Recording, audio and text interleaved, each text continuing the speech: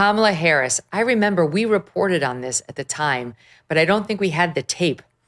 She went on a podcast. She decided to dip a toe into the podcast world. She went on with that vulgar sex podcaster, and they had a real heart-to-heart about how much they both love abortion. And she was given an invitation to go on Joe Rogan, which she was too afraid to accept. And then she swung by Subway Takes, hosted by Kareem Rama. And apparently it went so poorly that he did not release it. And he was a Kamala supporter. He was thrilled that she swung by, and he thought, at worst case scenario, I can say I interviewed the sitting vice president, the possible next president, show a picture to my kids. And Kareem, just sat down with a Forbes editor, and spoke to what happened in this interview that was so disastrous, he never aired it.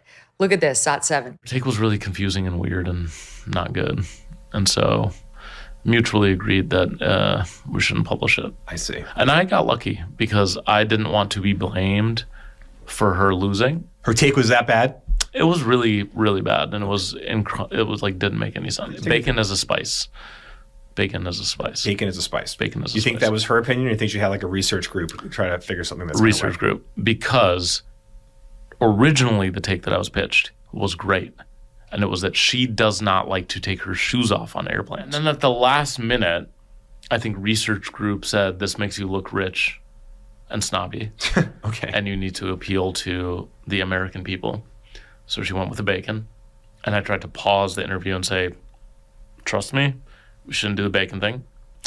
And I was overrided by this guy who was maybe her deputy campaign manager. An hour later, I got a call that said, we can't do bacon. But then I tried to cut it into something else, and then I did make it work. And then they were like, this makes her look.